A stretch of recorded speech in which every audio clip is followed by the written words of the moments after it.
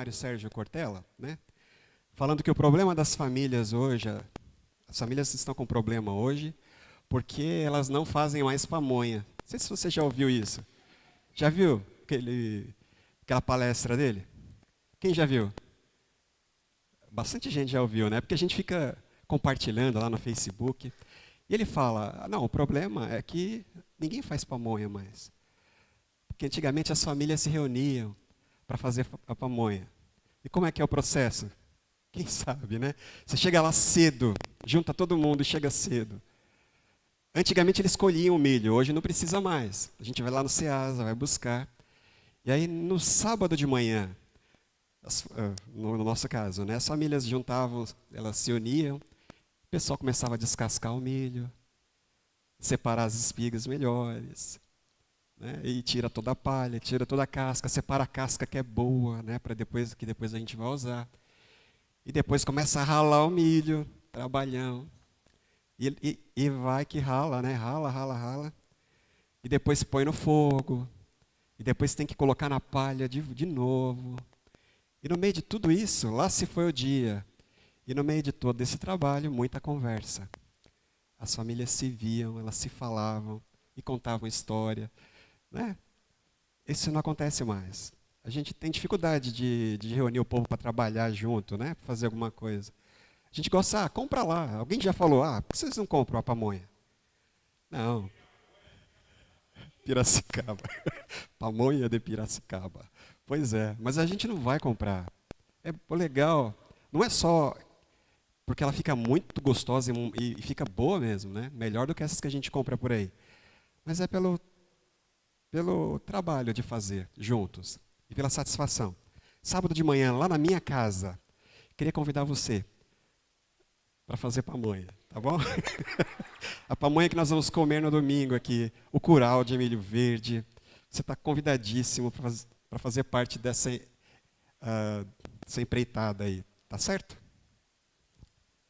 Lá em casa, no próximo sábado, começando às 10 da manhã, não vai ser nem muito cedo, 10 da manhã tá bom, ok? Bom, irmãos. Qual que é o seu lugar na comunidade? A gente começou a perguntar isso na semana passada. Li aquela pergunta, né? Onde está você na nossa igreja? Qual é o seu lugar nessa comunidade ou na comunidade de fé? Quando a gente começou a conversar sobre essa questão na semana passada, assim, eu vou confessar para vocês, gente, à primeira vista parece que é uma questão fácil.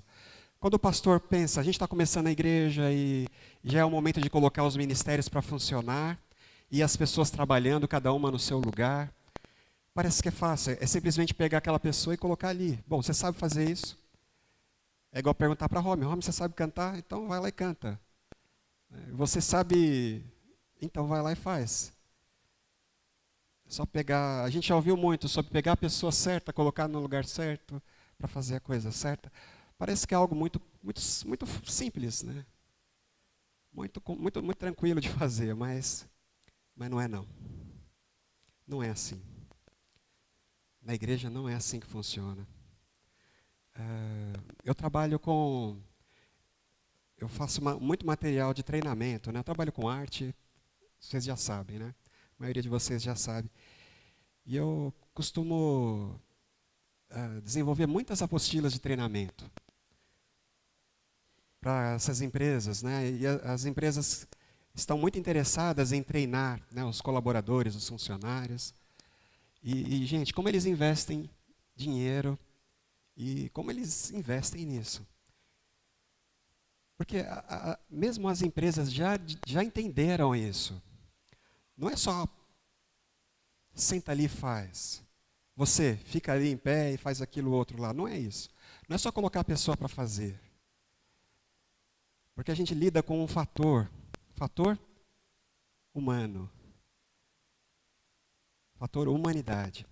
E quando a gente lida com o fator humanidade, a gente vai lidar aí com uma série de variáveis, né? Sabe? Quando a gente lida com o ser humano, não é só colocar aquela peça ali. O ser humano é imprevisível, né? Uma caixinha de surpresas. Lembra do Joseph Klimber? Quem lembra do Joseph Klimber? né? Não dá para saber o que vai acontecer. Você põe ali, mas você não sabe como aquilo vai se comportar. Não dá. As empresas já entenderam isso. E elas também sabem que não é só você não funcionou aqui, tira e põe outro no lugar. Que essa pessoa vai fazer. É muito melhor a gente entender que essas pessoas precisam ser capacitadas, precisa treinar, né, e desenvolver a competência. E os grandes empresários já entenderam isso. Que não é só colocar lá, né, e faz, e fica repetindo. Não é isso. A pessoa precisa não só estar lá no lugar, mas ela precisa de capacitação para fazer. E uma série de outras questões. Mas, de qualquer forma, quando a gente pensa numa empresa, e eu faço lá os manuais, né, e eu fico pensando aqueles manuais de liderança, é fácil. E tem muito pastor fazendo isso, usando essas técnicas, né, do mundo corporativo para aplicar na igreja e para treinar liderança. Mas a gente sabe que lá na empresa a coisa deve funcionar como uma, já viram, né, um sistema de engrenagens, né? Uma empresa é uma máquina. Eu queria que você pensasse nisso. Uma empresa ela funciona como uma máquina. E para a máquina funcionar, ela precisa estar bem ajustada, né? Todos os mecanismos ali ajustados. E a máquina vai funcionar. Você simplesmente liga, aperta o botão e ela vai funcionar. Sem imprevistos. Ela funciona. Se uma peça quebra, né, a gente vai lá e troca a peça. Coloca outra no lugar. E aí, já viu lá no mecânico? Você leva o seu carro. Eu lembro quando eu comprei meu carro, ele era novinho. E hoje, 8 anos depois, né? Aí eu levei esses dias lá no mecânico. Aí ele trocou lá a embreagem. Aí falou para mim, ó, agora o carro está novo. Troquei a peça, está novo de novo. E ele vai rodar. A gente sabe que o carro não está novo, mas trocou a embreagem e ele funciona como novo. Pelo menos ali, né? É só trocar a peça. Eles falam muito de sinergia, né? Nas empresas eles falam de aplicar esforço para um benefício comum, né? Assim, é o benefício da empresa, e todo mundo vai trabalhar junto, aplicar energia aqui, o resultado vai ser o resultado para todos, né? O resultado coletivo. De certa forma, assim, é fácil. Então, colocar a pessoa certa, você sabe, você vai lá, você faz, você precisa fazer, e pronto. A pessoa certa, no lugar certo, fazendo a coisa certa. Mas parece não, né? Isso não acontece na igreja, eu já entendi isso. Não é assim. A gente precisa, e nós estamos fazendo isso pensando nos ministérios da igreja. E o que nós devemos fazer? Uma vez salvos, se eu fui salvo, o que eu preciso fazer agora? A gente já entendeu, não é só ficar esperando a volta de Jesus. A igreja é igreja porque é igreja em missão.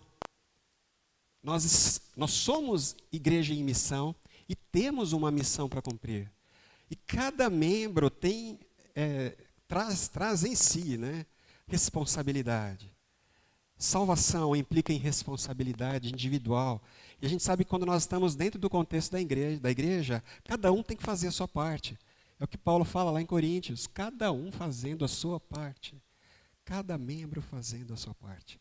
A igreja não é uma máquina. Não dá para a gente trocar a peça. Não dá, não funcionou, pega outro irmão lá e põe no lugar. Ou fica lá você agora, né? Ah, mas o que eu tenho que fazer? Não, só é você fazer o que o outro fazia. Repete aí. A gente é mais como o corpo, né, humano. Foi o que nós vimos na semana passada. O apóstolo Paulo ele usa essa imagem, e não é só ele, o próprio Jesus diz isso também. Ele entende a igreja como um corpo. Às vezes a gente ouve falar aí que o corpo humano é uma máquina, né? Quem já ouviu? Mas não é uma máquina. O corpo humano é muito mais. Muito mais. E a humanidade, com toda a ciência que ela tem, e que um dia vai virar a ter, ela jamais vai conseguir reproduzir, né?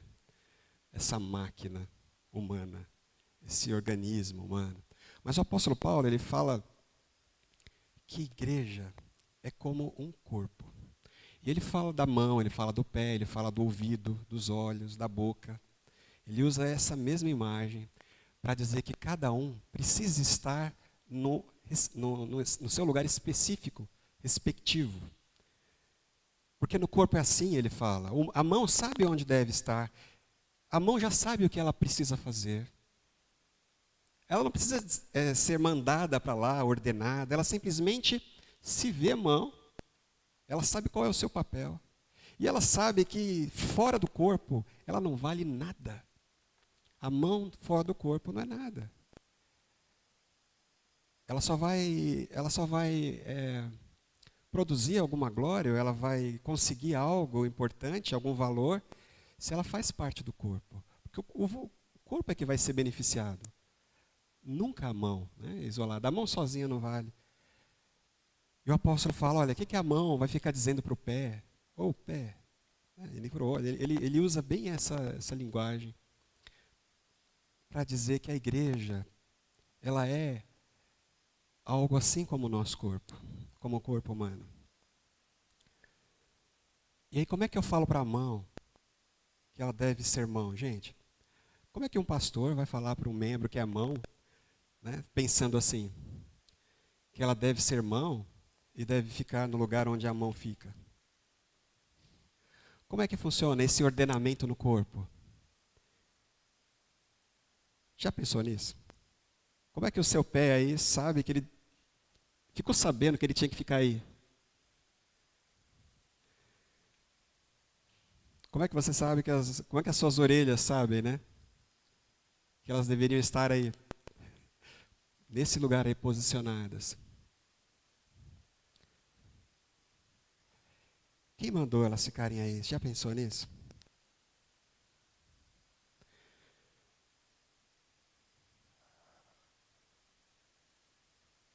Já ouviu falar em DNA? Quem já ouviu falar em DNA?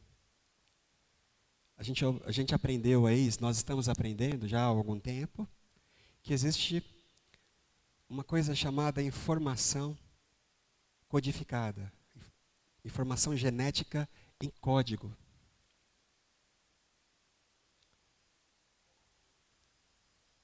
Parece que o DNA, lá no nosso DNA, cada célula do nosso corpo tem essa informação que foi recebida naturalmente.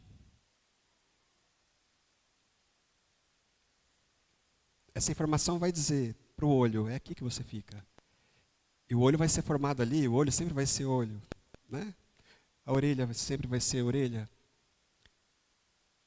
E os pés, e os braços, e as mãos. É assim que funciona no corpo humano. Eles simplesmente são e estão. Quando não funcionam bem, a gente sabe o que vai acontecer. Quando qualquer membro, qualquer órgão do corpo humano não funciona, pode ser um órgão simples, desses invisíveis que a gente não vê, né? Esses órgãos que não aparecem. Mas se ele não funcionar bem, se ele não fizer o que ele precisa fazer, todo o corpo vai sentir.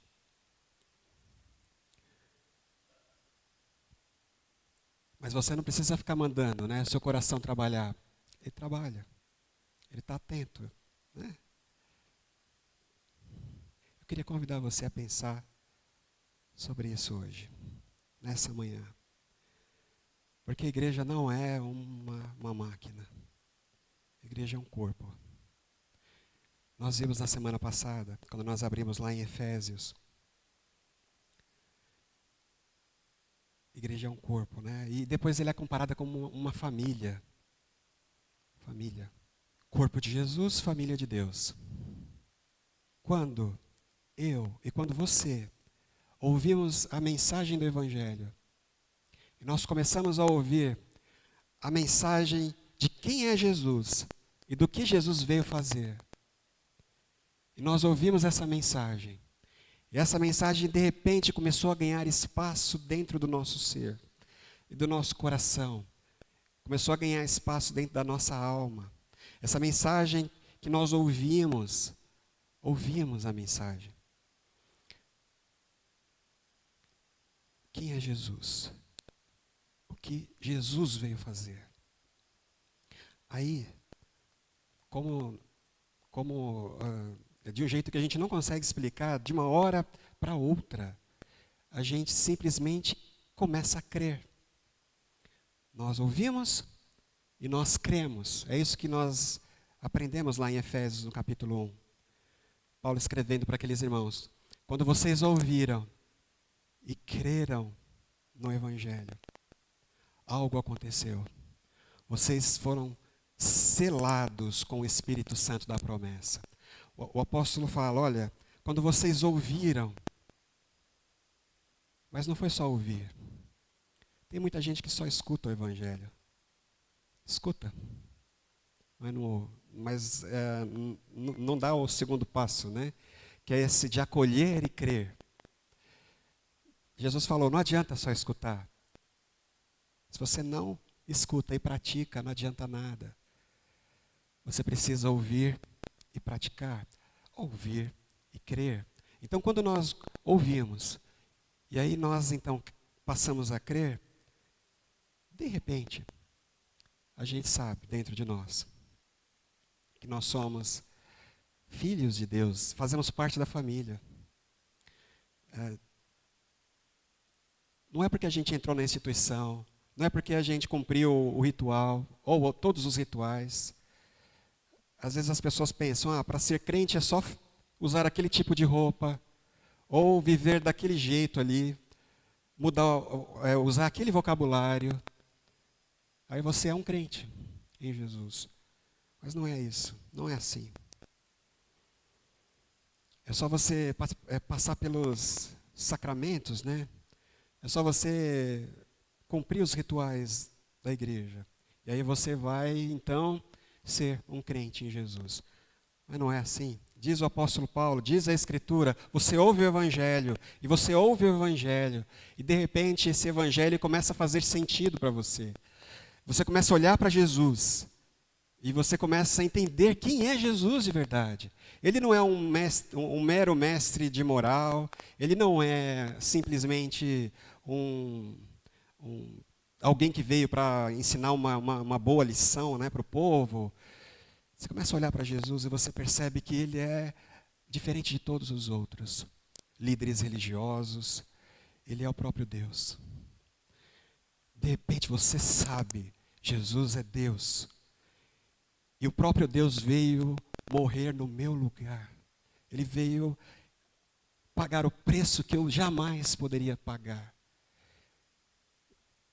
Então, quem Jesus é e o que ele veio fazer, passam a fazer sentido para você. O apóstolo Paulo fala que quando a gente passa por isso, acontece algo, o Espírito Santo vem nos selar. Ele usa essa imagem também, do selo. Sabe quando você vai no correio e você tem uma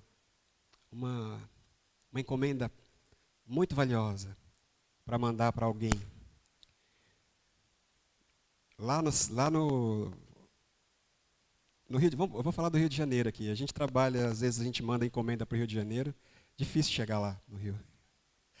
Não tem nenhum carioca aqui, não? Não tem, né? Hoje os cariocas não estão aqui. Mas como é difícil chegar a encomenda lá no Rio? Aí você precisa registrar. Você quer ter certeza de que a sua encomenda vai chegar lá, aí você registra. Você vai lá, então, e paga. E eles colocam aquele selo. E eles garantem, vai chegar na mão do destinatário. Você sabe, você pagou o preço para que a carta chegue lá de verdade. Ela vai chegar. Você fica tranquilo. Com o Evangelho é isso que acontece, segundo o apóstolo Paulo. O Espírito Santo foi derramado na sua vida. Você precisa entender. Não é para te transformar num mago ou numa pessoa super poderosa. Ele foi derramado na sua vida para que você seja selado. Não é algo assim institucional, algo frio, não. É a garantia de que Deus pagou o preço. Ele pagou o preço para que você chegue lá no trono da glória. E Ele garante. É por isso que é Ele que garante. Não é algo que você vai ter que pagar, não é algo que você vai precisar fazer. Ele pagou o preço para que você chegue lá na eternidade, diante do trono da glória, o trono dele. E é Ele que garante. É Ele que garante. É assim que funciona. O selo do o Espírito Santo é em nós selo, garantia de que Deus, o Deus, é lá em Filipenses, o Deus que começou uma obra na sua vida, vai concluí-la. Nada, segundo Romanos 8, nem ninguém vai conseguir interromper esse processo. Nem mesmo você. Nada, nem ninguém vai interromper, porque Ele pagou o preço. E você recebeu o selo. Ele garante. Ele pagou o preço. De repente a gente entende isso. De repente essa mensagem começa a fazer sentido para nós, irmãos.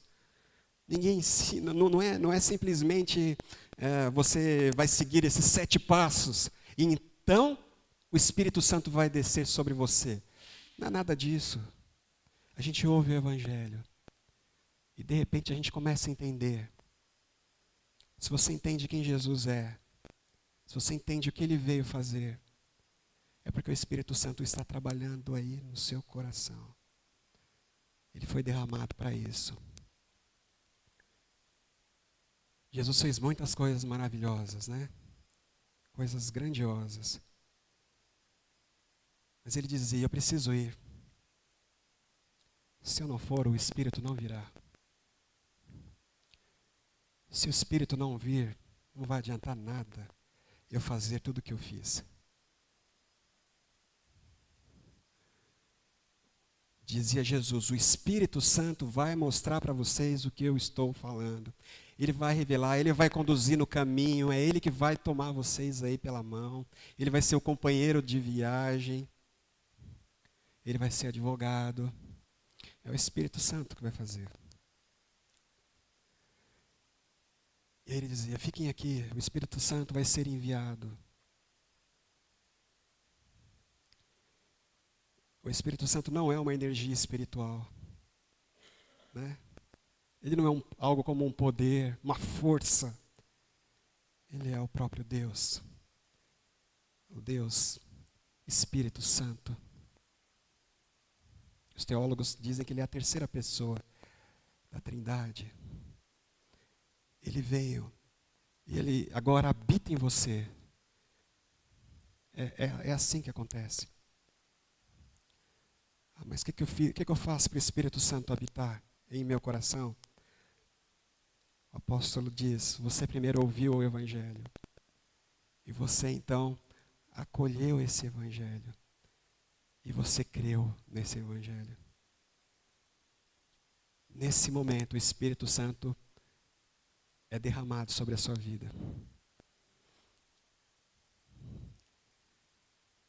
E nesse momento você se percebe membro da família.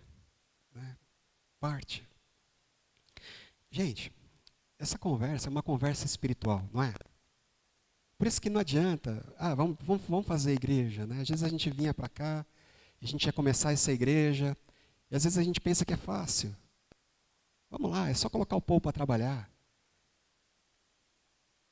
De repente, coloca alguém que sabe pregar, coloca alguém que sabe cantar. É só colocar, né, arrumar um local, colocar as cadeiras e o negócio vai acontecer. Mas não é isso. Não é assim que acontece, não. Porque a igreja é corpo. Não é o pastor que vai falar para você, você agora é membro da igreja, você agora vai precisar ficar fazendo isso, porque eu estou mandando. Né? Ou você agora vai ter que ajudar dando dízimo, porque eu estou mandando. Não é isso. Se o Espírito Santo de Deus, que habita em você, não te conduz nessa direção, não adianta eu falar. É uma conversa espiritual. Porque não é uma coisa, essa coisa do testemunho interior do Espírito Santo, não é algo que a gente entende intelectualmente aqui, ó. Esse selo, esse testemunho interior não é algo que a gente simplesmente entende na cabeça, né? E isso vai acontecer. Não é assim. Não é uma emoção. Tem muita gente que pensa que é uma emoção. É algo que a gente sente fisicamente. Um arrepio ou alguma coisa assim. Também não é nada disso. Esse testemunho interior do Espírito Santo é aquela paz que Jesus falou. É uma paz que ninguém entende e ninguém explica. Você simplesmente sabe. Você simplesmente descansa. Eu ouvi falar de Jesus. Eu ouvi falar quem Ele é. Eu ouvi falar do que Ele veio fazer. De repente, irmãos, quem é Jesus e o que Ele veio fazer me bastam. Eu não preciso fazer mais nada. Jesus é o próprio Deus que veio na minha direção para me salvar. E Ele pagou o preço por mim. E Ele derramou o Espírito Santo na minha vida. E isso basta.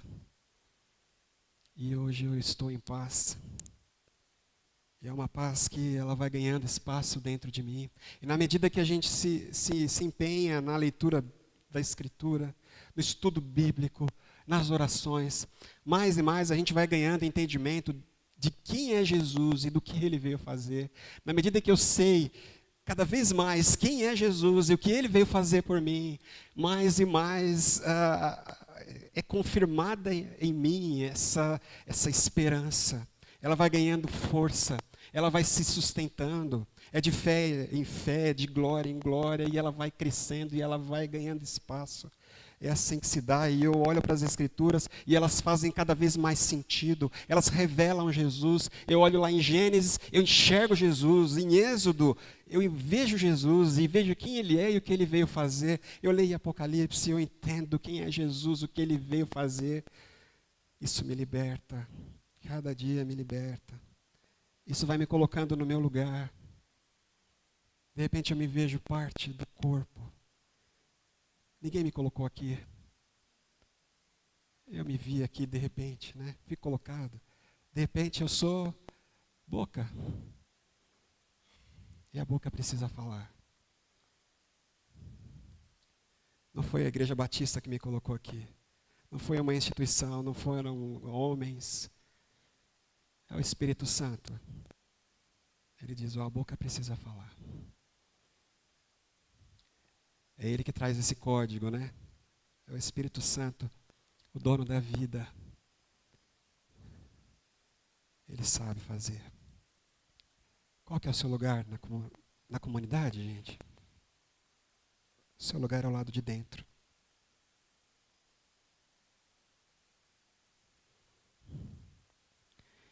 Quem é que te põe dentro? É o Espírito Santo. O Espírito Santo que te coloca dentro da igreja, dentro da comunhão, dentro, né, desse organismo. A gente vai terminar aqui, né? A gente hoje falar de dons espirituais. Além de selar, além de falar. Quem é você agora? E onde é o seu lugar? O Espírito Santo também veio nos capacitar. Isso a gente vai deixar para a semana que vem. A gente volta aqui, a gente vai ler lá em Efésios capítulo 3. Hoje, irmãos, eu queria que a gente refletisse mais um pouquinho sobre esse testemunho do Espírito Santo. Amém? É o Espírito Santo que foi derramado. E é Ele que vai comunicar. Lá em Romanos, no capítulo 8. Lembra? O Espírito Santo comunica com o meu espírito, com o seu espírito, que você é filho de Deus. Abre sua Bíblia um pouquinho lá em Romanos. A gente vai só ler esses textos, esses versículos. Romanos 8, capítulo 8, versículo 11. Se o Espírito daquele que ressuscitou Jesus dentre os mortos habita em vocês, se o Espírito daquele que ressuscitou Jesus dentre os mortos habita em vocês, aquele que ressuscitou a Cristo dentre os mortos também dará vida a seus corpos mortais, por meio do Espírito que habita em vocês. Portanto, irmãos, estamos em dívida, não para com a carne, para vivermos sujeitos a ela. Pois se vocês viverem de acordo com a carne, morrerão. Mas se pelo Espírito fizerem morrer os atos do corpo, viverão. Porque todos os que são guiados pelo Espírito de Deus são filhos de Deus. Pois vocês não receberam um espírito que os escravize para novamente temerem, mas receberam o Espírito que os torna filhos por adoção, por meio do qual chamamos ou clamamos, Abba, Abba, Pai. O próprio Espírito testemunha ao nosso espírito que somos filhos de Deus. Se somos filhos, então somos herdeiros, herdeiros de Deus e co-herdeiros com Cristo. E se de fato participamos dos seus sofrimentos, para que também participamos da sua glória. Considero que os nossos sofrimentos atuais não podem ser comparados com a glória que em nós será revelada. A natureza criada aguarda com grande expectativa que os filhos de Deus sejam revelados. Irmãos, se vocês creem, diz o apóstolo Paulo, o Espírito Santo habita em vocês, então vocês sabem. O que eu sei? Que eu sou filho de Deus.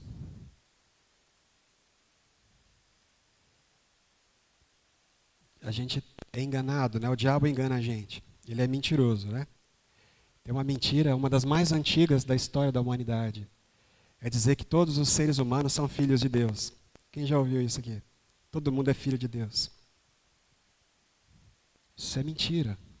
Isso não é verdade. Todos os seres humanos são criaturas de Deus. Qual que é a diferença de uma criatura para um filho? Já pensou nisso? O que muda, né? Pensar aí num grande artista. É o Shakespeare, né? Acho que Shakespeare teve filho. Teve filho? Teve, né? Eu acho que sim, eu não sei. E a Julieta não era filha dele também, não. Tá certo. Mas olha,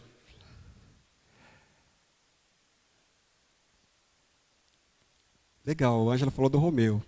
Não era o Romeu. Romeu é uma criatura dele, né? Foi criado. A pensar no Michelangelo lá, que ele esculpiu aquela estátua lá do Davi, né? Davi, aquela estátua era uma criação dele. Mas como é que eu faço um filho? Como é que você faz um filho? Como é que você produz um filho? Eu sei que você sabe. Eu sei que você sabe que você deve fazer alguma coisa com alguém, né? Não estou falando disso, não. Mas esse poder não é teu.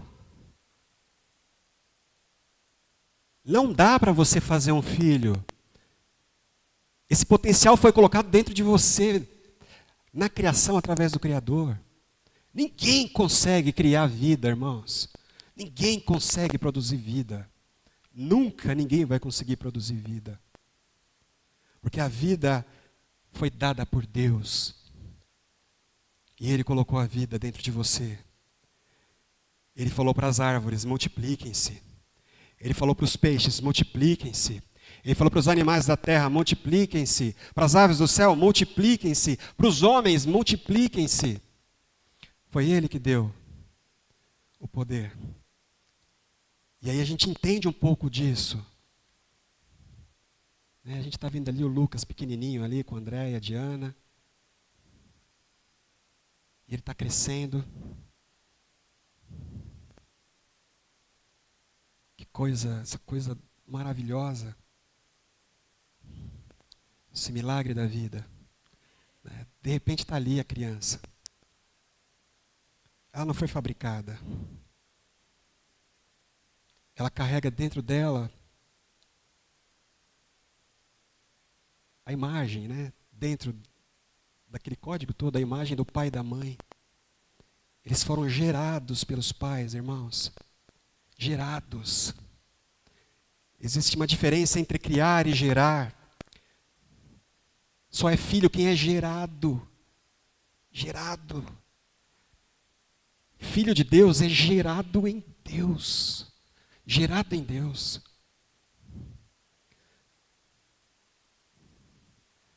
O Espírito Santo vem habitar em você. E ele vem mostrar para você que você está sendo gerado. A Bíblia chama Jesus de o único Filho de Deus. Só há um, o unigênito, o único gerado de Deus, o único gerado em Deus é Jesus. Não é que ele é inferior, não é que ele veio depois, não, ele tem a mesma natureza. Ele foi gerado em Deus. A Bíblia explica, mas a gente não entende. Ele foi gerado na eternidade. A gente não consegue entender isso. Mas é para a gente simplesmente entender que ele foi gerado em Deus. Em Deus. Por isso ele é filho. Ele tem a mesma natureza. Filho foi gerado. E ele traz em si a mesma natureza dos seus progenitores, O Espírito Santo veio mostrar que agora você não é mais uma criatura feita do pó da terra. E você vai voltar para o pó da terra e pronto, acabou, vai espalhar e você vai ser esquecido. Não.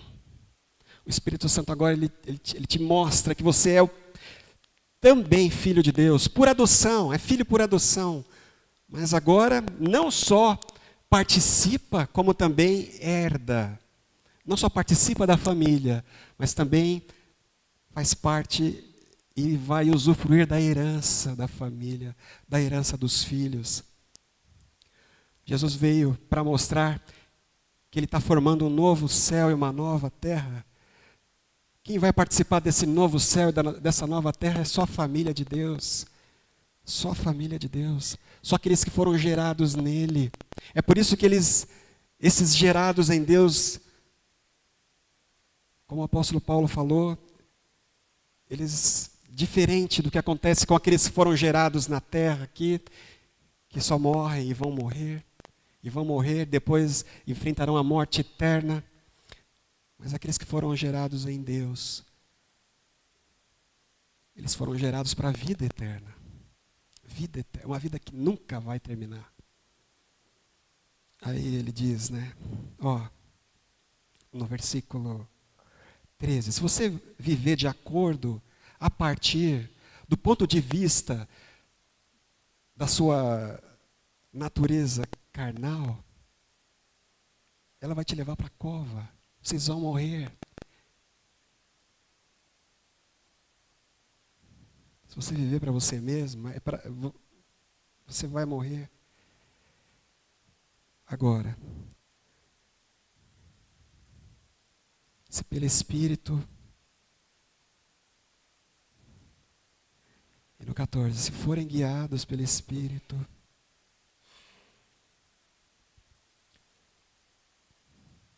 é porque você passou a fazer parte desse novo tipo de criatura, Que agora não é só criatura, é filho. Foi gerado em Deus. O Espírito Santo, ele foi enviado para você, para que você entenda isso. Não adianta eu ficar explicando aqui não. Né? A gente vai dizer que quem é Jesus e o que ele veio fazer. Jesus, ele disse, né? Eu sou a luz do mundo. Quem crê em mim não andará em trevas.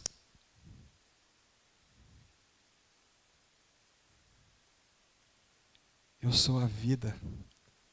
Eu sou a vida. Quem crê em mim não morrerá. Eu sou a água da vida. Quem crê em mim não vai ter sede. Eu sou o pão vivo que desceu do céu. Quem crê em mim não vai ter fome. Eu sou a porta das ovelhas. Quem passar por mim estará na família de Deus, né? Estará dentro ali do aprisco do bom pastor. E eu convido você agora, aqui nessa manhã, a refletir sobre isso. Permitir que o Espírito Santo sopre essa brisa suave dentro aí de você. Só Ele pode fazer isso, irmãos.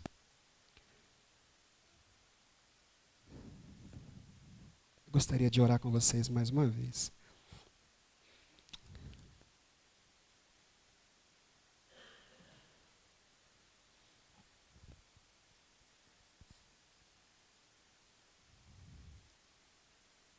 Lá em João, né, no capítulo 1.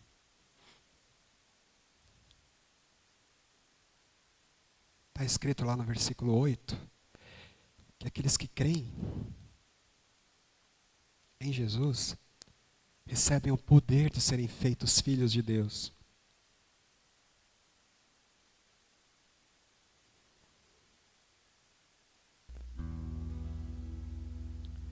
Aí você pode estar se perguntando, como é que eu sei se eu creio ou não em Jesus? Eu vou te dizer, é simples. Você confia em Jesus? Você é capaz de confiar em Jesus?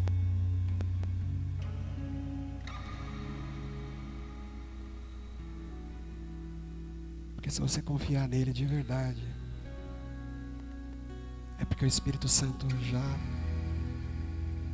é um selo poderoso aí na sua vida.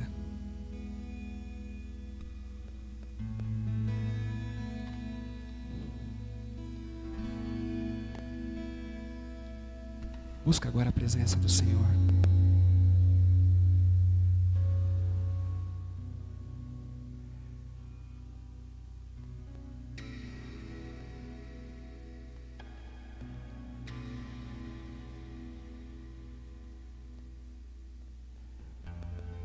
Oh Deus, nós estamos aqui, Pai, diante da Tua palavra. Diante de Ti, meu Deus. E na medida em que a gente olha para a verdade, é a verdade que revela Jesus e aquilo que Ele veio fazer por nós. Algo começa a acontecer dentro de nós, Senhor.